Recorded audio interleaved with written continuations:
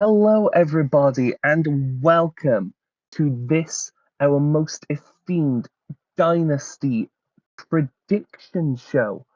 I've been really looking forward to recording this one because I'm really looking forward to this pay per view, as I do most shows that AEW puts out nowadays. We are very, very lucky. I am joined by Shim, our esteemed producer, on everything you hear coming out of our lips. But he is finally joining me.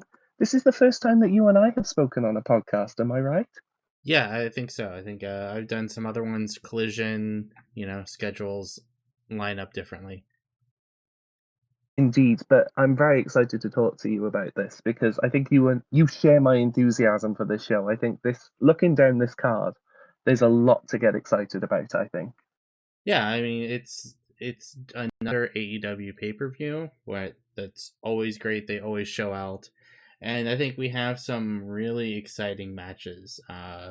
Some great turns that have been happening and just consistent action across the show, and I think we're going to have a great dynasty this year. Yeah, absolutely. I won't go as far as to say it'll be better than last year's because last year's does have, for my money, the greatest match of all time on it.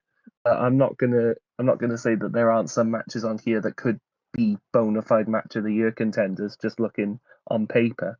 But we'll get into that as we go through.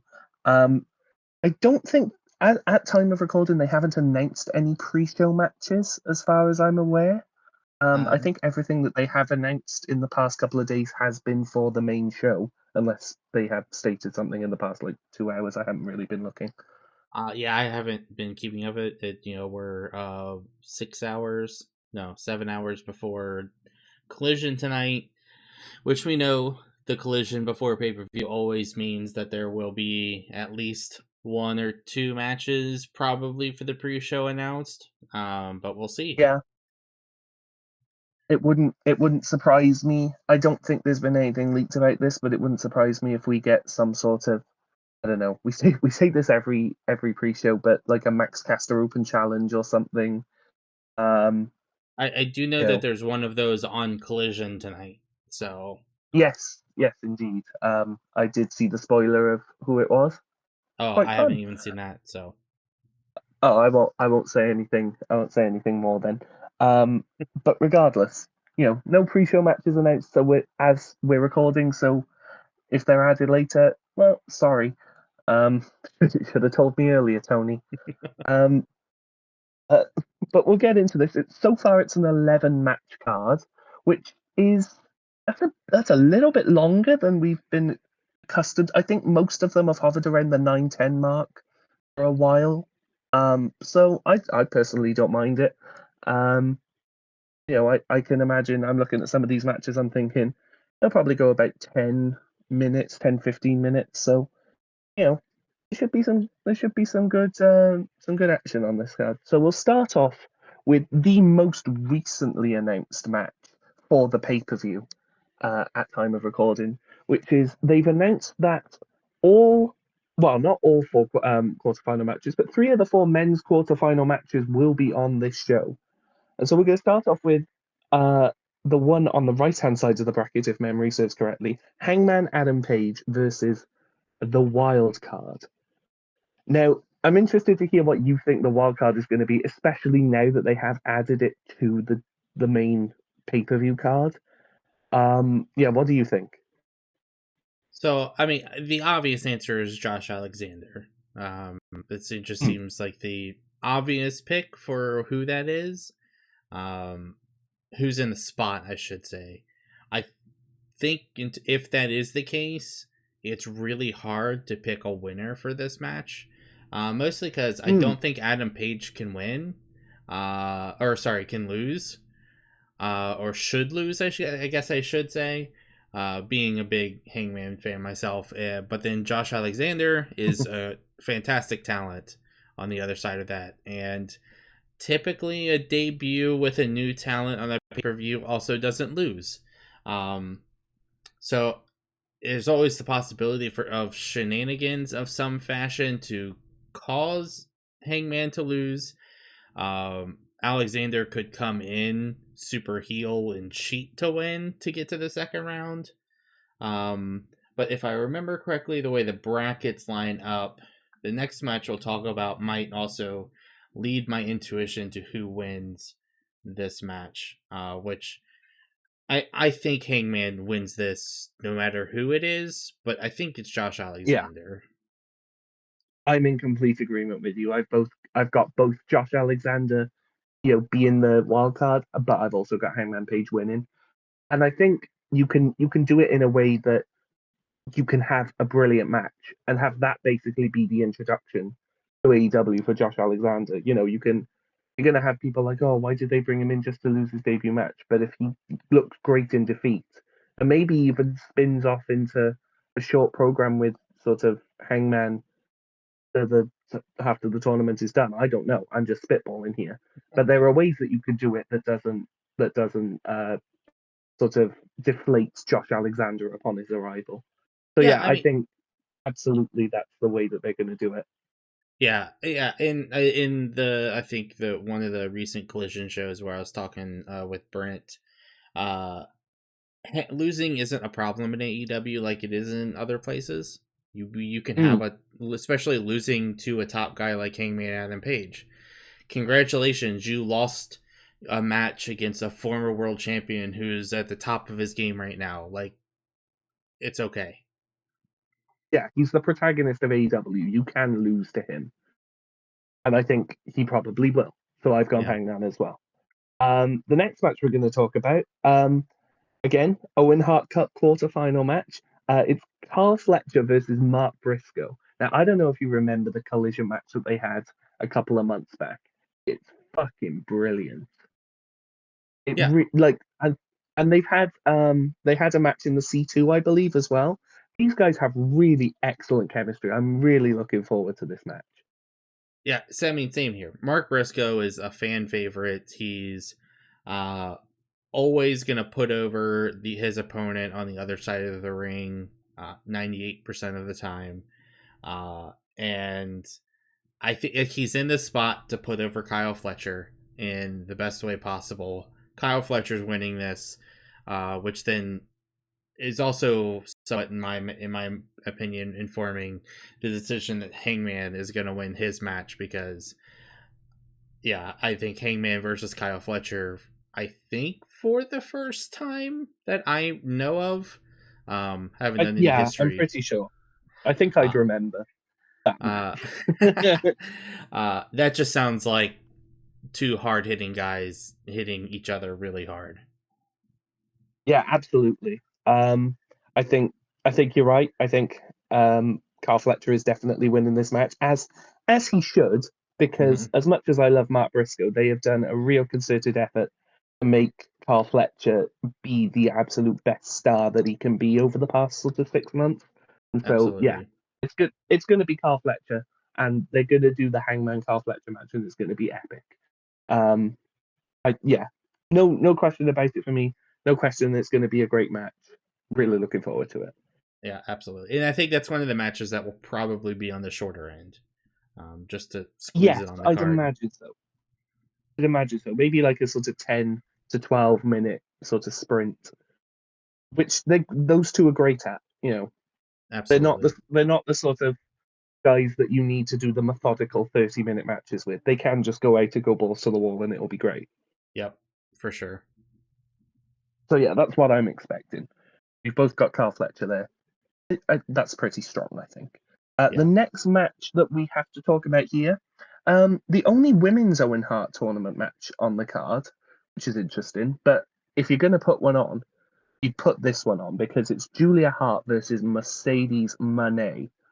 You would have to assume if you're going to put one on, you're going to put Mercedes on the card because she's a star and she's brilliant. And I fully expect this match to be a sort of reignition of Julia Hart because I've been a fan of her stuff with Jamie Hayter and such, but I think to have a really good pay-per-view match with Mercedes will bring that spark back for Julia Hart that I think it has been diminished a little bit since she returned, since she was TBS champion and then she got injured tragically. Um, yeah, I fully expect this match to be a sort of reigniting of Julia Hart's sort of, passion and star power in the eyes of the fans. What do you think? Yeah, no, I totally agree. I think this is also probably going to be on the shorter end, maybe in that range of like 8 to 10 minute match. Um, and I feel like there's going to be some after match stuff going on, probably surrounded with Athena. Uh, Yeah. and and I think without a doubt, Mercedes is winning this match. I don't Oh, have, without a doubt. Yeah. I and didn't. I didn't say that while I was speaking, but yeah, Mercedes is winning this match. yeah, I think Julia Hart is a really fantastic talent and very young, bright future ahead of her.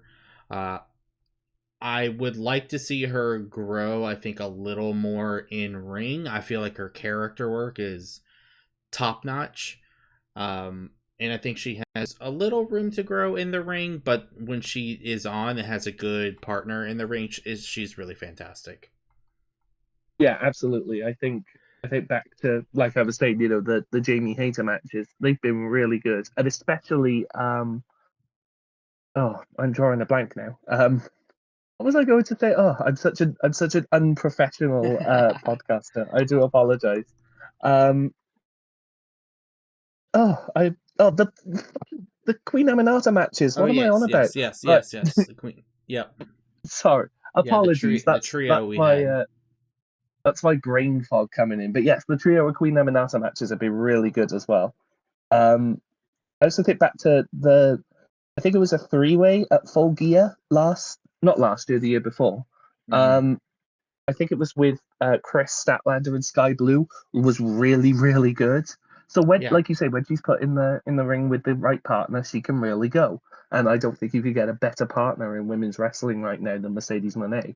yeah, I totally So, agree. so yeah, I am expecting that match to be really good, and absolutely expecting Mercedes to win. Sorry, Julia. Um, But yeah, and then the final Owen Hart Cup tournament match that we have to talk about today is arguably the one I'm looking forward to the most because we have Will Ospreay taking on the debuting on pay-per-view Kevin Knight. Now, this was originally supposed to be, it's been reported, but anyone with a brain can figure it out, that this was supposed to be Will Ospreay versus Jay White. Unfortunately, obviously, Jay White got injured, and we wish him all the very best. It looks like it's not going to be as serious as people feared. Hmm. Um, but I think what they've done in pivoting to a guy that they seem to be sort of making a concerted effort to push as he's coming in because he's brilliant and it makes sense, and B, it makes storyline sense for him to take over from Jay White in this match, given he had the match with Jay White on Collision, and Jay White was like, "This guy is the future. He's excellent." Yeah, if you're going to pivot, this is a great way to do it, and I think this will absolutely be a starring moment for Kevin Knight coming into the company. Yeah, I mean, Kevin Knight is obviously just debuted in AEW last week, and already in a pay per view spot, which is great for him. He truly is fantastic. I think inside the bubble that is like the New Japan talent that AEW has, he makes sense to face off against Will Ospreay in that sense. Obviously, that ties with Jay White. And there's also future storyline there. I'm a little unsure because I can see like two different directions moving forward for Kevin Knight after this match, who is 100% losing this match, but he Yeah, will look yeah, great while losing this match, um, and I could see Kevin Knight continuing his kind of like debut face persona, or I could see him quickly turning heel and starting to be a little bit, darker. Uh, and I was talking to some other folks, and I think he would be an interesting addition to the crew in terms of if oh, they ever did want to do a trio with Action that's not where I Andretti. thought you were going with that. Uh, because obviously he's done tag team work in the past. I think the crew need someone with a little bit more flavor. Uh, not to I say agree. Leo Rush is bad. I think Darius, or not Darius, actually Andretti is still a little, I don't know, he's not quite there yet. So I think having someone Mm. in a position as a heel Kevin Knight, giving that extra pizzazz, being able to do the high flying act, and then the trio that is Top Flight and AR Fox meeting the crew with Kevin Knight. That just sounds like a great trios match in the future to me. I see the vision. I genuinely thought you were going to say what I've seen a lot of people saying regarding Kevin Knight, which is Hurt Syndicate is written all over him. Sure. Um, which I am fully on board with if that's the decision they go with. But yeah, your idea with the crew is interesting. I'm not. I'll be completely straight shooting with you. I'm not sure if I like it just yet. Just because I sort of I don't know. I could. I'm not sure he's in a position to be able to elevate another a tag team like that. I not yet. Maybe in a Sure. couple of months' time if they've built him up a lot more. But I'm really enjoying the stuff he's been doing so far. Yeah, So absolutely. there are a myriad of different directions you could go with him. And it'll be really interesting to see what they go with after he obviously loses this match to Will Ospreay. Yes. Um, Yeah. And I think he will step up and be whatever they have planned for him. I think he will fulfill that completely. It's well, it just can't be I worse than a tryout, can it? no, I suppose not. Um, Like I just be like, well, at least I'm not at least I'm not having to sing for my supper here. So yeah, whatever you need me to do. Um, but regardless, that's neither here nor there. Well, actually, it's there, but um, regardless, we're tangenting, and I didn't want to tangent this episode. Um, but we'll move on from that. Will Ospreay winning, it's going to be absolutely. a great match. I'm Yeah, fully expecting it to be a showing out performance for Kevin Knight. for sure. But yeah, we'll move on from that and talk about our first title match of the night, or rather, of our predictions. I have no idea what the match order is going to Oh, be. yeah. Um, but it's for the AEW World Tag Team Championship.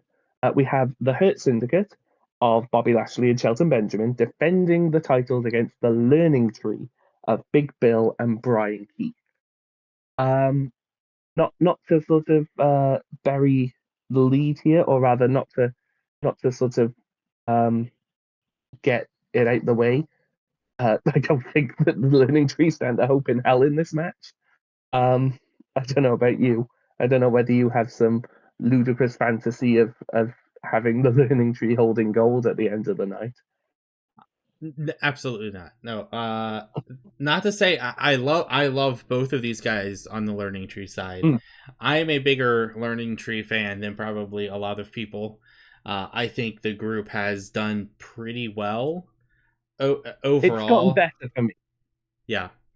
And Big Bill, I think, and Brian Keith are both two fantastic talents. Big Bill, for I don't want to say illogical reasons, has gotten over in ways that I didn't expect him to. I guess I'll put it that way. No, I And agree. this tag team, obviously, Brian Keith is great. Big Bill's great. But the Hurt Syndicate are not dropping these titles tomorrow. And No. but my hope is that this continues the splinter of the Learning Tree, so that, not that I want them to leave Jericho, uh, but that's obviously the direction they're going. And I also kind of called this out in a collision show where I was talking, and I think Big Bill has a really cool future as potentially being like a Swiss Army knife of tag team people, meaning like he's always successful with whoever his partner is, even if his partner gets exchanged out fairly frequently. I Continuing the see what you mean. story, Yeah. with him and the artist formerly known as Starks. being tag champions, and But you mean that? now, You mean that guy that? You mean that guy that they fumbled? yes, exactly. And now Brian Keith, I think they can. It seems like they're taking things quote unquote more seriously. Their last match was very hard hitting, at least visibly, and I think that's a direction. I do see them potentially becoming champs in some fashion in the future, but not tomorrow. No, no. I think 100% the Hurt Syndicate are winning this match, as they should, because Yep. they're still incredibly over and they're still doing great work as the tag champs. So yeah, keep it going. Um, the next match we have to talk about is for the AEW TNT Championship. They've said that this match has no time limit and no outside interference is permitted. Daniel Garcia being the champ, of course, defending against Adam Cole. This is their third match, I believe. Yes. Or Yep. yeah. Not to be a curmudgeon and be a depressing cynic, but no outside interference is permitted. Isn't that all matches? Yes. I was actually gonna call that out. I was gonna mention that as well. I really hate whenever they add that stipulation, or I don't know what you want to call it, extra notation of a match, because Yeah. unless something is outside interference allowed, then by default it Yeah, is unless not it's no permitted. DQ. Right, exactly. Or unless there's some kind of like no DQ or something else, by default a match is no outside interference permitted. If they want to say like no one at ringside, that's fine. Yeah. And maybe they're trying to make the distinction that this is like no time limit, but it's not no DQ, which if they want to make Yeah, that distinction, whatever. I mean, I think you could just do that with just saying no time limit, though. Like, I don't, I I don't, I don't see it. I agree. I don't see this match could go 3 hours and think, oh, well, they're obviously going to blast each other with chairs. Then, like, I don't know.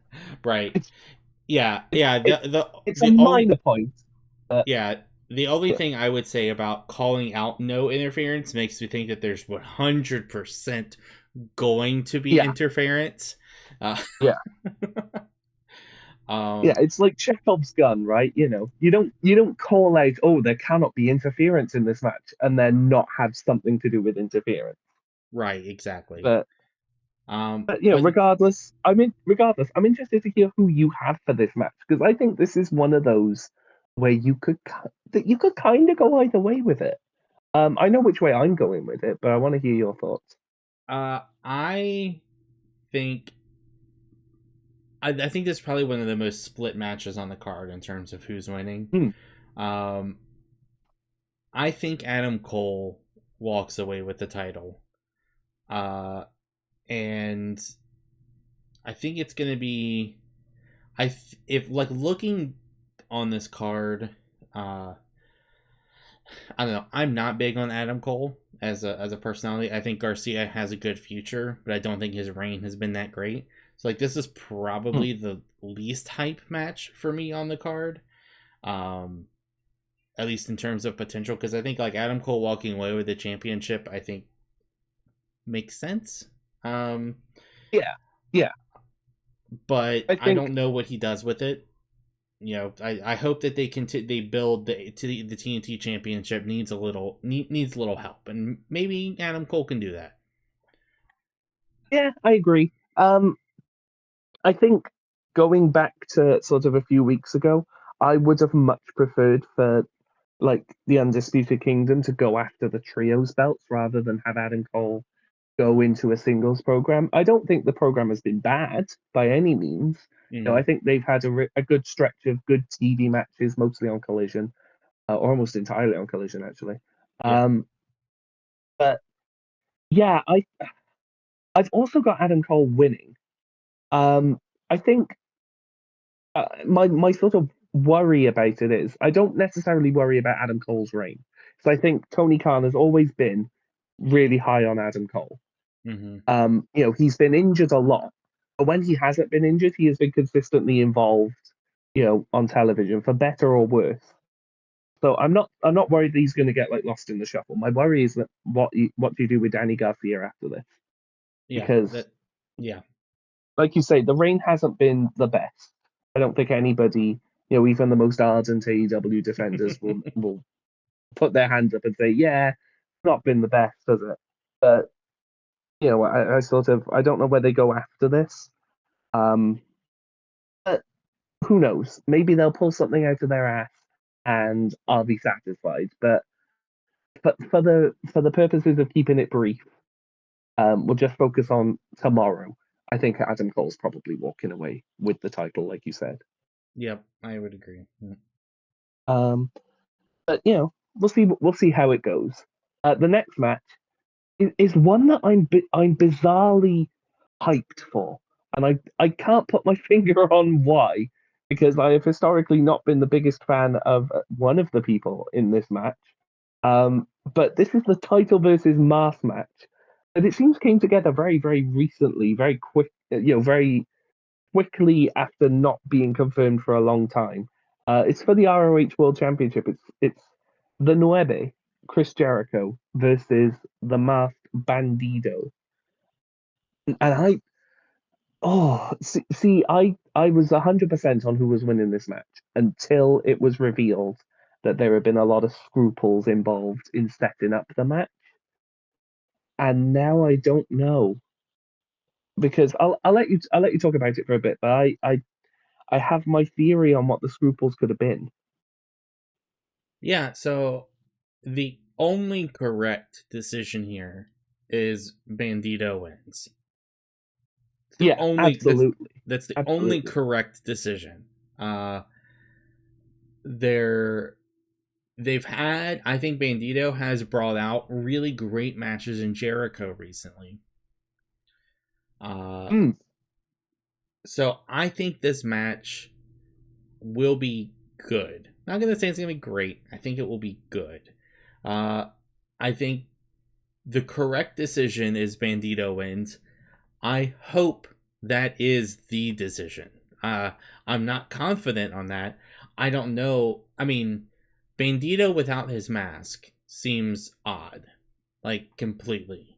So obviously they yeah. can't unmask him. Now, the only thing I could potentially see is a DQ match, and I'm not sure about ROH rules on Oh, champions DQing.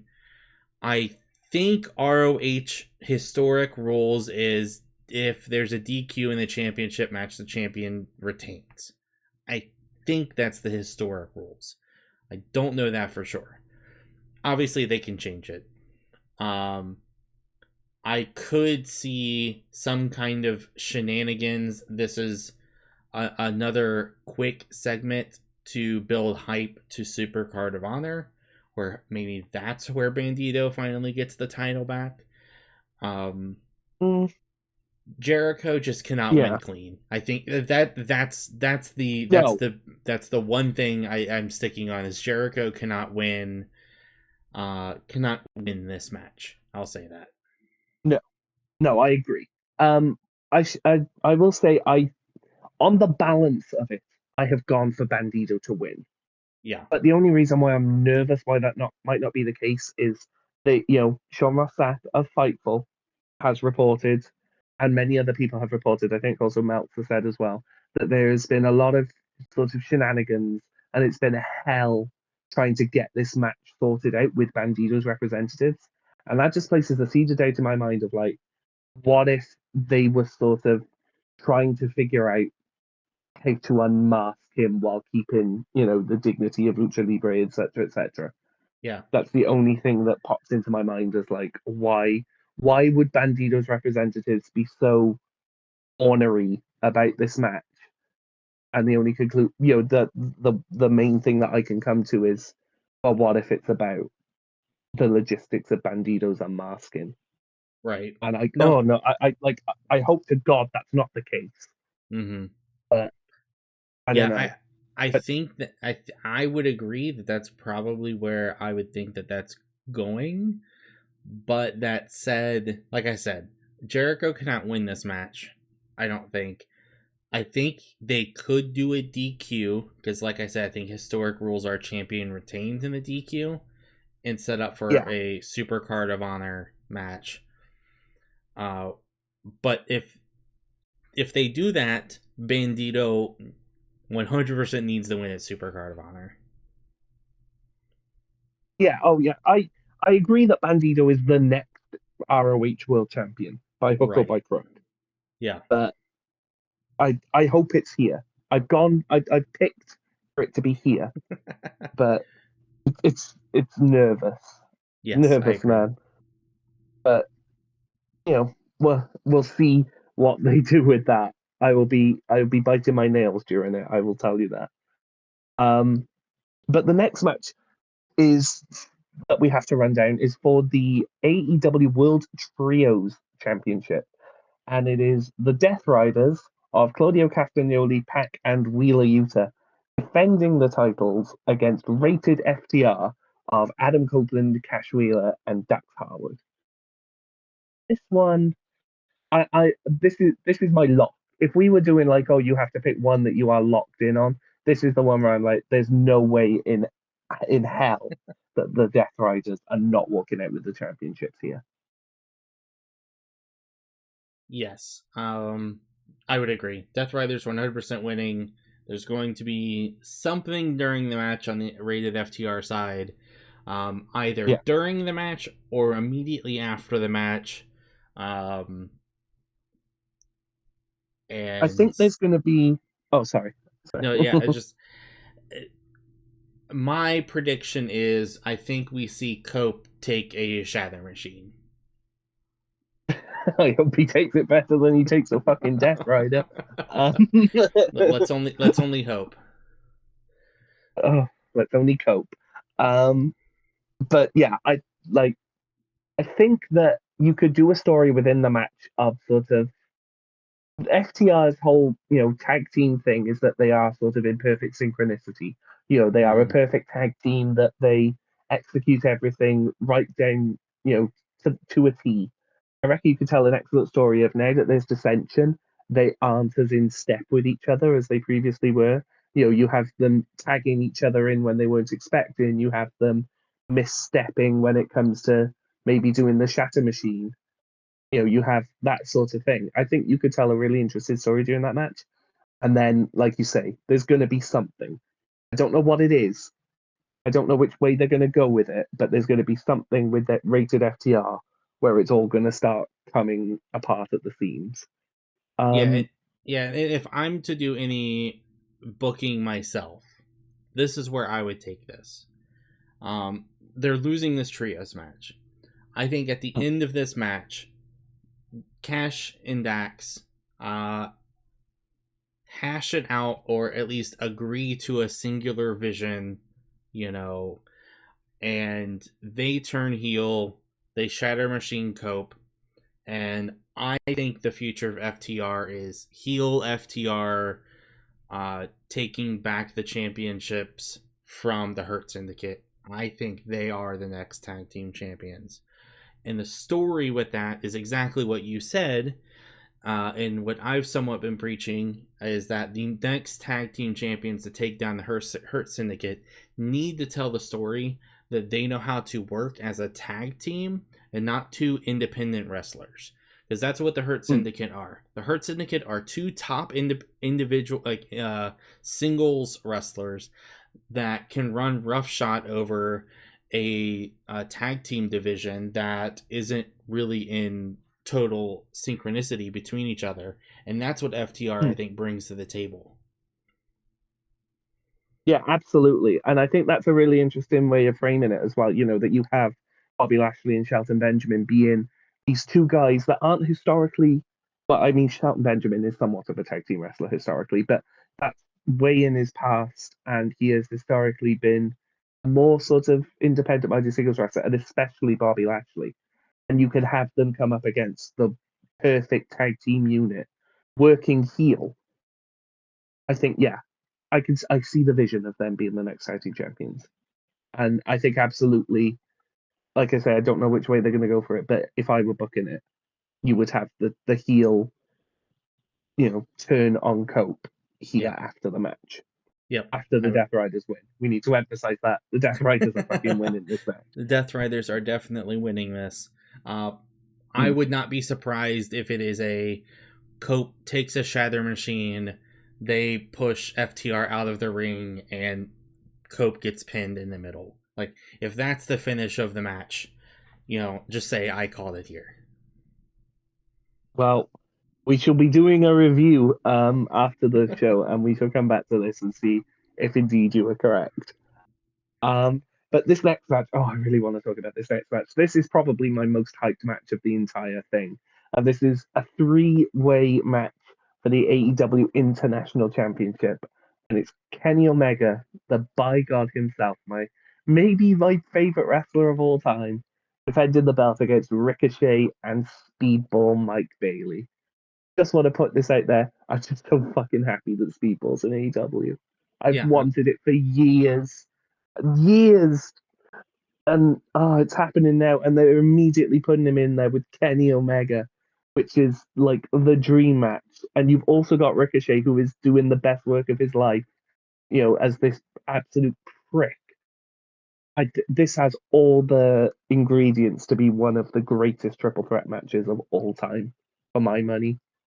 Yeah, no, I totally agree. I think Kenny is not old Kenny. We can't, put too much glossy, rose tinted glasses over this. But he is, even 80% Kenny is a top person in the world. Yeah. And I think this match has two people that are energetic, fast, that can make up for, I think, what Kenny may have, decreased in his, time off and injuries and etc. And what it's going to give a spotlight to those two guys. Ricochet and Speedball have came into AEW, and I don't know if there has been two people that came in AEW and so immediately fit the mold that or fit like a glove into like the flow of AEW. Like Ricochet came in and did his initial debut face role, and then moved into this heel character, and has been fantastic, being able to put on the matches like you would expect to see in AEW. Speedball hasn't had as many matches because he's only been there a month and a half, if I'm getting my rough estimates correctly. And that sounds about right. Yeah. And the character, the way he wrestles, I think will be fantastic. I think there's going to be some crazy spots in this match. I predict. Oh my god! Yeah. I predict we are going to see.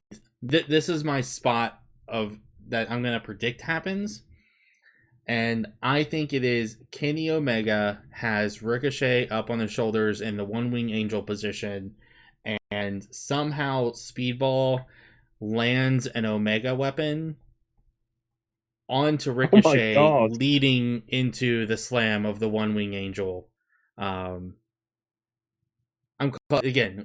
not booking the match. I'm not Tony Khan, I swear.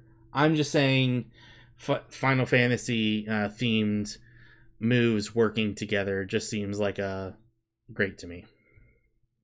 This is my spot prediction. I think Kenny has Ricochet up for the one winged angel, and somehow Speedball hits his spinning back kick on Ricochet, even that high up, and Ricochet falls backwards and Poison Rana's Kenny Omega. That's my spot prediction. Okay, I can see that too. Because they did something similar with Kevin Knight and Blake Christian on Dynamite this week, and I think it looked boss there. But I think these three could make it look even better because they're three of the best wrestlers on the planet right now. Yeah, and Kenny retains here. Yes, we should lock that in. We're waxing lyrical about the match. This is a prediction show. We should probably do the predictions.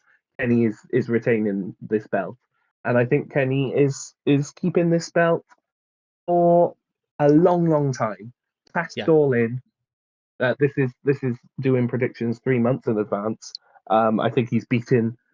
Well, I think he's beaten his opponent at All In, who I'm 99% sure is Kazuchika Okada. Yeah. Um, and I'm pretty sure that's going to be the main event, not to dredge up old arguments between friends.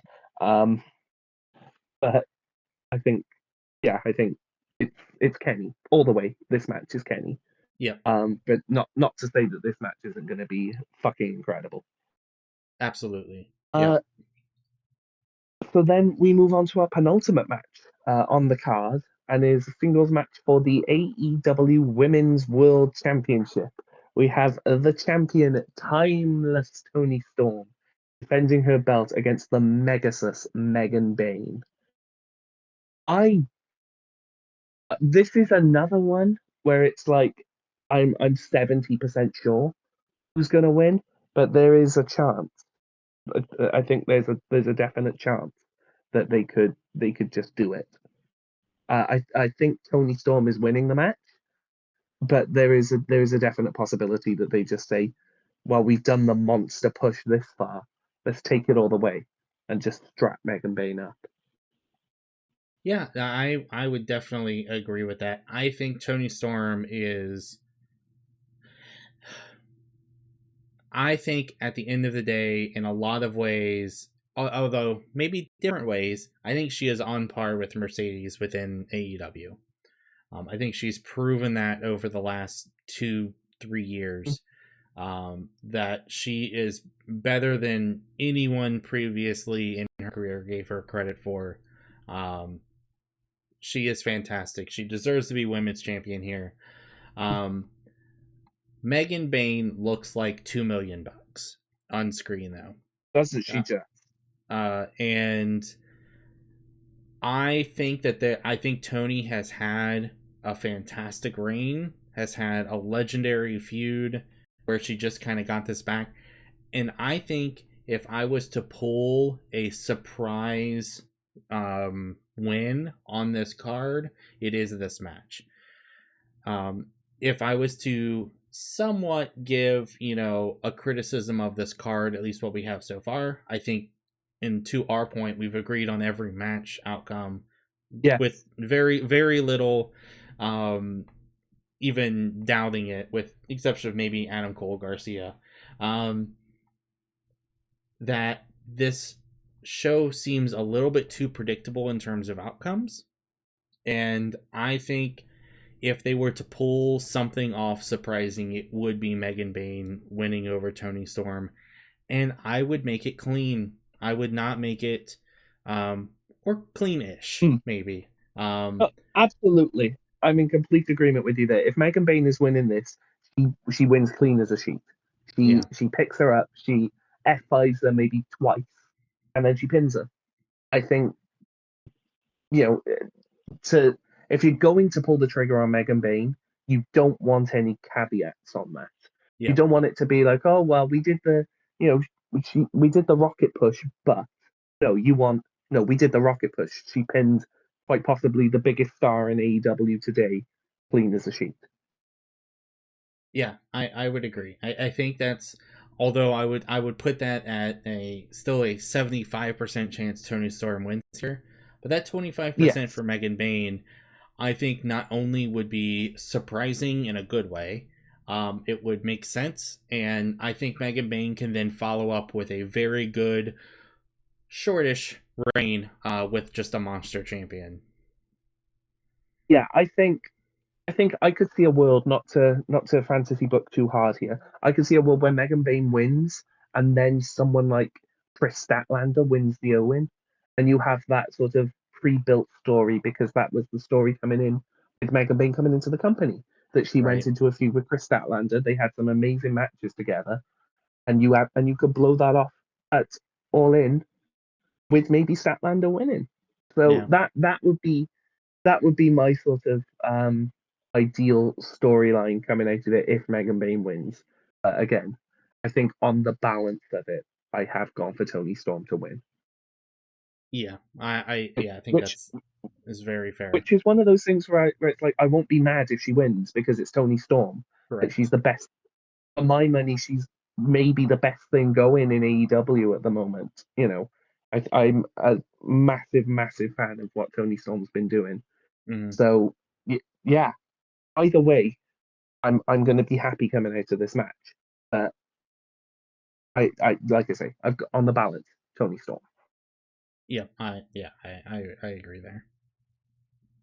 And so finally, we come to the main event of the show. It is a singles match for the AEW World Championship. And we have the champion, the Death Rider, Jon Moxley, versus Swerve Strickland. Now, to your point about every single match on this card has felt, you could sort of call which way it's going to go pretty accurately. Like you say, we've not disagreed on anything yet. That predictability ends in a full stop with this match because this is a pure 50-50 for me. This one could go absolutely either way in my mind. Yeah, I definitely think this is tighter than I would have expected. I think at the end of the day, obviously Swerve is great. I think he was a good champion. I think he had a good reign. I think Jon Moxley in this championship reign has had its ups and downs. Although I think as of I will say January ish, I think has been pretty much all ups. Um, and I don't think that's Yeah, slowed with down. with with the exception of the Revolution main event. I'm not going to sit here and Sure. defend that. I will. I'm Yeah. sorry. I'm sorry. No, you're not wrong. Although, yeah, and I feel like there's a whole. We could probably do a whole conversation on just that match.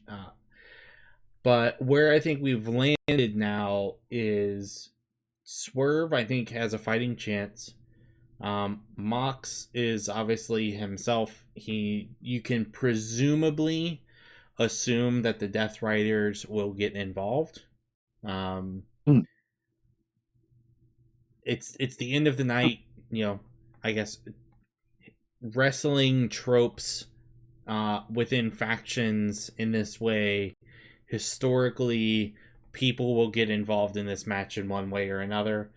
Um, and I think on the other side, in Swerve's corner, I do think we see a Hangman walking back out to the ring. Uh, what he does, I don't know. I think he will make a second appearance on this show in this match. My I agree. assumption, my assumption is to help Swerve in some fashion, um, completing Hangman's face turn, as he's been heading towards for a while, although still a little moody, still a little anxious. Um, it, it, I agree. It's probably about as close to a 50-50 as you can get. But I think Mox retained here. Oh, okay. I want to shout out what Dory said on our Dynamite review on Thursday, just to preface what I'm about to say, is that she said she could see a world in which Swerve is about to hit maybe like the house call, and Hangman is looking up at him from the ringside area, and Right. he does what Matt Jackson did for him, which is don't Swerve's looking at him like don't you dare fucking interfere in this match, and Hangman just nods at him like go on, do it. So we've agreed on every single match up to this point, but I'm going for Swerve. I'm putting 10 fingers down or 10 toes down, whichever one it is. But I'm standing on my business here. I I thought until Wednesday that on the balance of it, Jon Moxley was going to retain. Yeah. But there's the way that they have built this match, the way that they have built, Hangman and Swerve beginning to have a little bit of a reconciliation. Because Mm-hmm. until Wednesday, I thought the finish of the match was going to be Hangman off Swerve. I thought Sure. that was clearly the direction that they were setting up, and then Swerve and Hangman go into it, something at all in. But now I sort of look at it and think that's not the way they've been telling it though. the way they've been telling it is that Swerve has now neutralized that threat against his title chances. And not only that, but you have the angle at the end of Dynamite where they beat the fuck out of Swerve Strickland, and yet he keeps getting back up, Mm-hmm. which sort of says to me like you don't book that and not have him win. So I'm standing on it. I'm going for Swerve Strickland here. Yeah. I I totally see that angle, and I would not be surprised if that happens. I just also don't know if it makes sense in the next steps for Swerve to become champion. That would be my only hang up. Now, they could always turn it around. Swerve's great. He's going to do great things. Yeah, I think my holdup isn't the angles, because I think you're 100% accurate there, that I think that will happen, or something along that will happen. Will it happen tomorrow? I don't know. That's oh, I see. that's the holdup. I don't know. Just with the whole thing with the Death Right, this is what I think it comes down to. Death Riders are, in theory, standing tall after their trios match, so they're healthy, quote unquote, right? Cope is taken out, who is the big opposition to the Death Riders. FTR are heel. At that point, at least in my head canon for this, for the flow of this show. You have Hangman on the side of Swerve, maybe trying to fight the Death Riders, but its numbers get to them. I could see this leading to my timeline is fuzzy of when this would happen, but Blood and Guts is roughly soon, and we have a Death Riders versus a team led by Swerve and Hangman. An interesting And one. Yeah, they haven't announced Blood and Guts yet, have they? it's, I think, usually July ish, somewhere in there. I think maybe, yeah. I feel like it's somewhat soon. So that's where my holdup is a little bit, where I think there's still a little bit of meat on the bone for Mox before Loot dropping that title. I saw it was reported that Darby's climb on Mount Everest starts on in like a week and a half.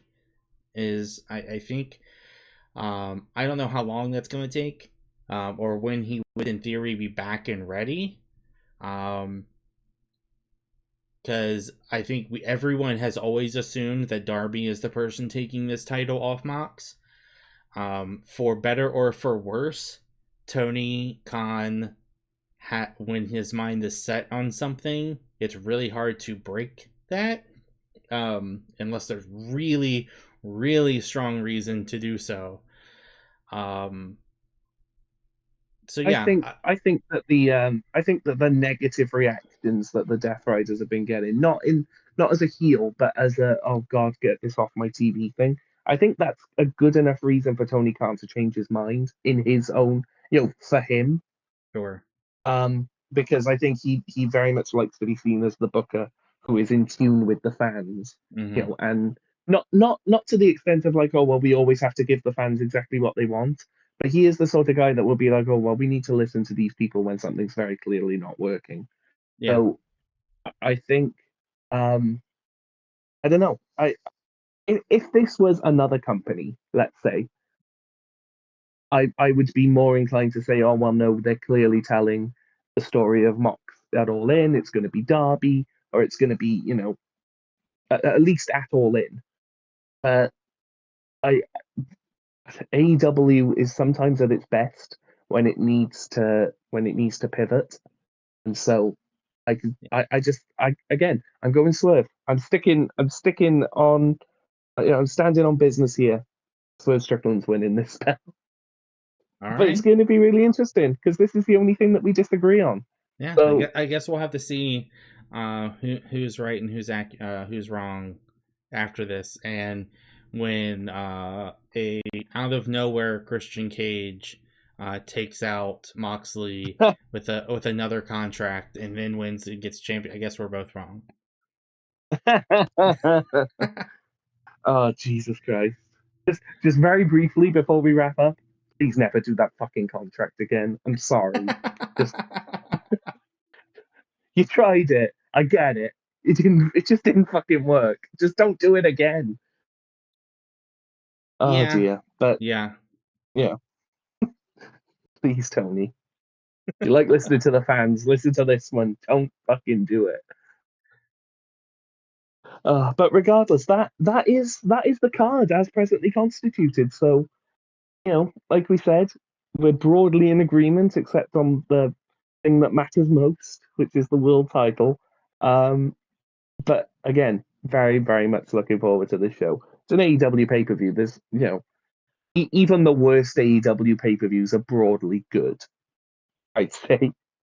And I yeah. don't think looking at this card, it's gonna be one of the worst AEW pay per views of all time. It has the high potential to be a sleeper hit for me.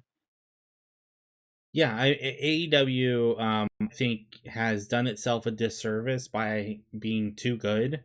Where if they don't hit a bar of like good, like across the board, good to great across the board, it's like, oh man, that was kind of a shit show. Like they can't have a bad match, which whatever. Yeah, Yeah, that's a whole nother criticism. yeah. With AEW pay per views, it seems like people think anything below 8 out of 10 is bad, Yeah, which is the most ludicrous, you know, rating on a curve that I have ever seen in anything really. That is the world that we live in, and it is a testament to AEW that far more often than not they pass that grade. So I expect them I expect them to do it again, and we will be seated. Um, absolutely. I'll be there. so so yeah, that should about wrap it up for us. Thank you for joining me, Shim, on this prediction show. We will have a review coming out after Dynasty airs. I'm not sure exactly when, Monday or Tuesday. We need to get the sort of scheduling right. But yeah, thank you again for joining me. Is there any parting comments you want to leave? No, yeah, just I think AEW's been on a great run. I think this card looks great, and I think there's just continued uphill growth from here. Yeah, absolutely. Um, keep doing what you're doing, Mr. Khan. Keeping that weed. Um, But yeah, this has been the AEW Dynasty Predictions podcast. If you liked it, please, like, comment, and subscribe. Let us know what you think. Feedback is always welcomed. And again, thank you for joining us, and goodbye.